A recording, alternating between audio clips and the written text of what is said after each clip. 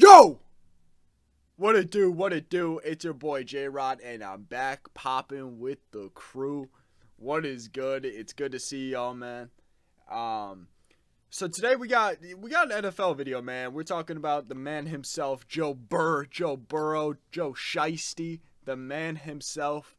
Now, a lot of my videos have sort of been, or a lot of my NFL videos, as I should say, have been more based on teams. It's more team orientated, whether they're going to lose or win a game.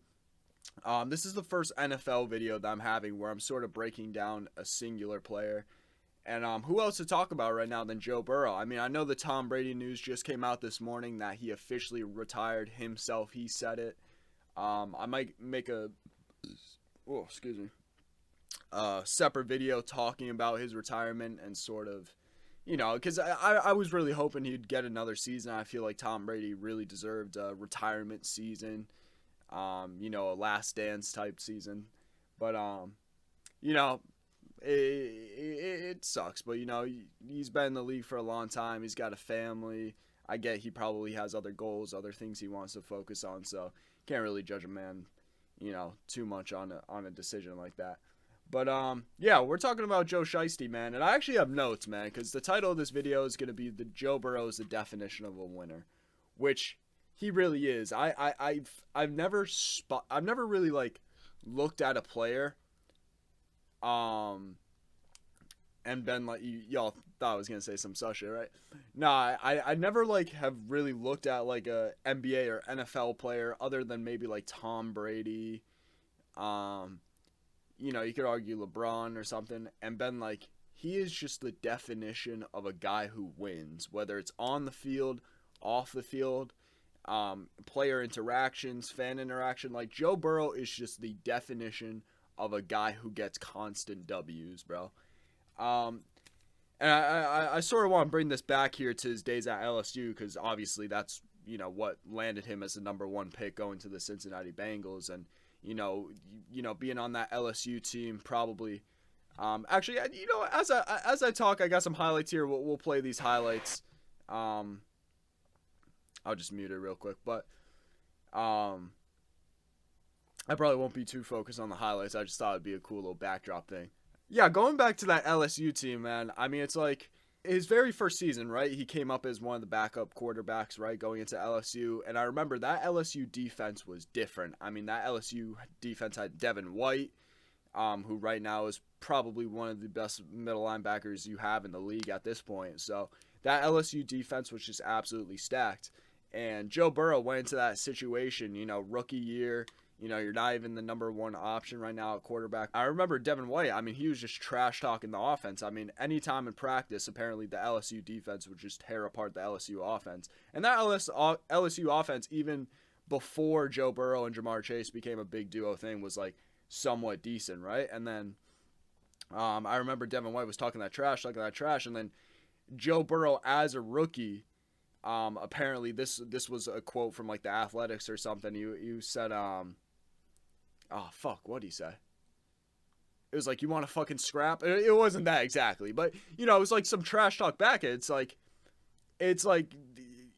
taking that from a rookie quarterback that's coming into a tough situation, going against probably the best defense, that just gains respect. And right away, LSU probably could tell that Joe Burrow was that guy. And then eventually we saw what happened with him winning the Heisman Trophy. It also wasn't you want to fucking scrap. It wasn't anything like that. But I know Joe Burrow said some sort of trash talk back to Devin White, because I hate to spread false information and false rumors, and stuff like that, even though it's not really a big deal. But yeah, we know what happened there with that absolutely the best college team of all time, that LSU team. Go to defense, Jamar Chase, Joe Burrow, Justin Jefferson. I mean, that team was just absolutely fucking disgusting. Clyde Edwards-Helaire at running back. He was on that team, right? I think Clyde. Yeah. I think he was. And then he gets selected with the number one pick. Goes to the Bengals, an organization that had somewhat success with Andy Dalton. I mean, they were a playoff contending team for a good while. This is the first time they have. I think they said since 89 or 98, something like that, a long ass time ago. So even that Andy Dalton team, they were competitive, but they were nowhere near being ready to be a championship winning team. Shout out Joe Mixon, by the way. It's Joe Mixon. It's good to see that he's having success and finally getting the credit it deserves, because he really is one of the best running backs in the league. But anyways, going back to what I was saying, what was I saying? Fuck. Oh yeah, so you go into a situation, right? The Bengals in the year of 2019, when they didn't have Joe Burrow, they had a record of, what was it, 2-15, 2-16. Just absolutely brutal. Joe Burrow comes in his rookie year. He doesn't get to play a full season because he has that awful ACL injury, and they end up having 4 wins in a tough division. So if you guys saw my NFL preseason predictions, you saw I was not very high in the Bengals. And a lot of that was due because they were in a really tough division. I mean, you got the Steelers, Ravens, and the Browns. And I considered all of those teams playoff contending teams. I figured that the Bengals could probably do better than the Steelers, and that's it. I did not expect them to win out their division, or even get second place. And they ended up winning their division, getting a pretty decent seed, a 5 seed. It's not like they went in as a 7 or 6 or some shit. They got in as a 5 seed, and we know what's happened in the playoffs since. So, and I know it's a lot of things, not just Joe Burrow. I know it's Zach Taylor coming into play, Jamar Chase, T. Higgins really becoming a great receiver, Joe Mixon being a stud running back, their defense looking better with the free agency pickups that they got in Hendrickson. Got Jesse Bates at free safeties, who's one of the best safeties in the league. So I know it's not just Joe Burrow, obviously. I mean, it can't be for a team that makes the Super Bowl. But it's crazy how much Joe Burrow has seemed to, almost single-handedly change the culture of this team. You could just tell, look at that flea flick right there. You could just tell the confidence in which this team plays with, especially with having Joe Burrow at quarterback. Joe Burrow is one of those guys who will make a mistake, and next play he will just throw the ball up for a 60-yard touchdown. I mean, Joe Burrow, he's just a confident guy. Nothing's going to let him put his head down, and he's going to keep going out there. He's going to keep playing his game. And the thing about quarterback, it's not like you just want a quarterback that has talent. You want a quarterback that you have a good connection with. Any press conference, any interview, anything I see, every single player loves to play with Joe Burrow. All the fans love Joe Burrow. Celebrities, LeBron. I mean, LeBron likes every single athlete that's out there that does good because he's just a hype beast. But anyways, we got, Kid Cudi. So many people just, there's no Joe Burrow hater, genuinely.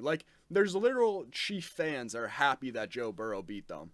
It's insane. You got Pat Mahomes coming up to him at the end of the game saying, go win yourself a chip. I mean, you don't see that from players. Even Joe Burrow was shocked. So, Joe Burrow is just the definition of a winner in all aspects. And also being a quarterback, having a good O-line is very important. And although the Bengals O-line has stepped up a lot this year, it's clearly the weakest point of their team. And to see how effective this Bengals offense has been, even with that poor of an O-line, and how much Joe Burrow has been able to adapt his game and get out the pocket, because he is mostly known as a pocket passer, but he's been able to do some spectacular things. And I know it's really helpful when you have 3 great receivers, but I mean he's been able to do a lot with that pretty poor O-line. And don't forget, I mean, that's the same O-line that kind of fucked up his ACL. I mean, not really, because the ACL was off of him making a run for a touchdown, and then he got tackled by, I forgot who it was. But, he took a lot of hits last season. And even this season, he was able to make up for that. A lot of people forgot about that, too.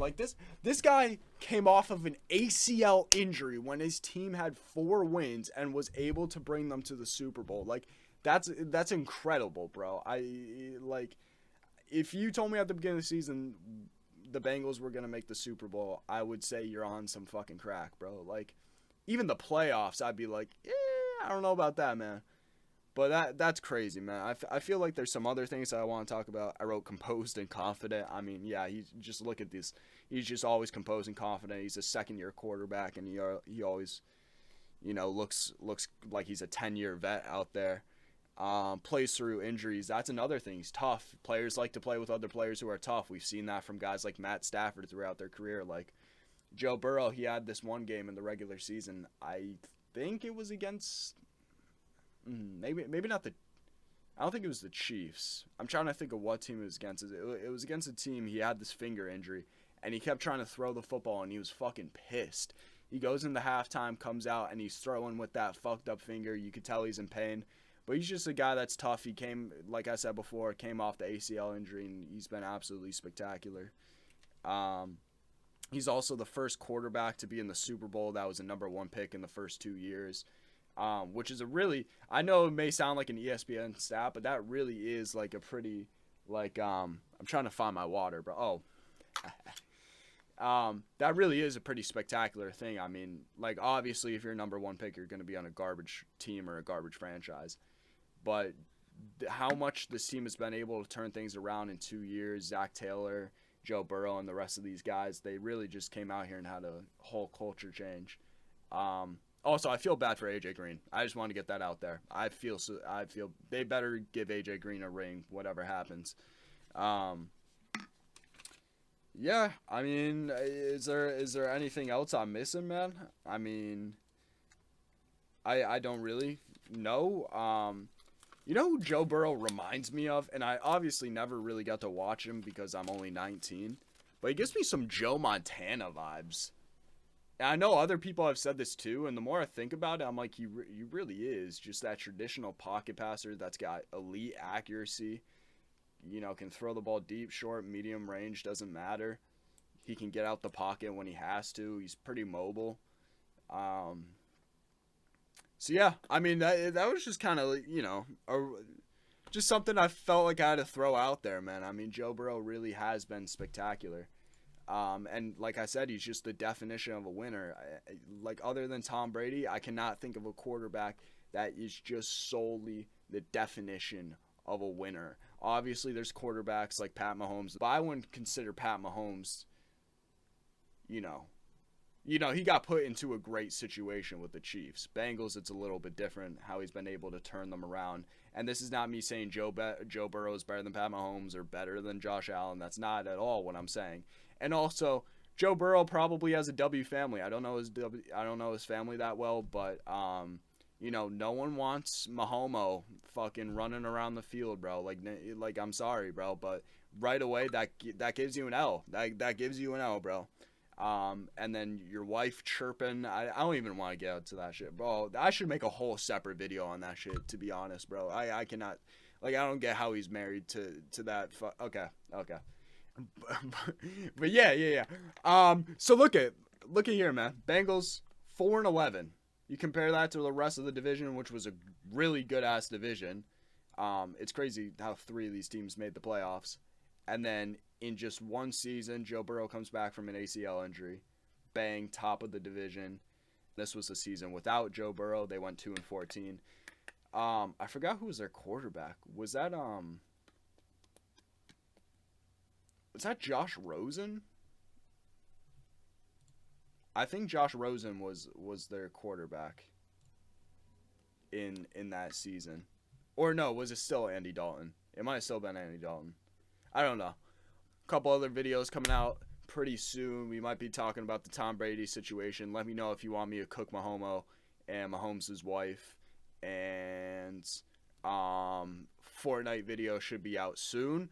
Little creative runs in some lobbies. That should be an absolutely banger of a video. And just know, man, if I'm not as consistent on the uploads, it's because I'm in school right now. Last 5 class semester that I'm gonna have to do. And then I'll be back and uploading, man. Then we're gonna blow up, and then we're gonna be goated. And we're building a really nice, juicy community here. That's what I'm saying. I'm kind of just spinning random words at this point. But if you guys enjoyed this video, please leave a like, turn on those post notifications, and subscribe to the motherfucking channel!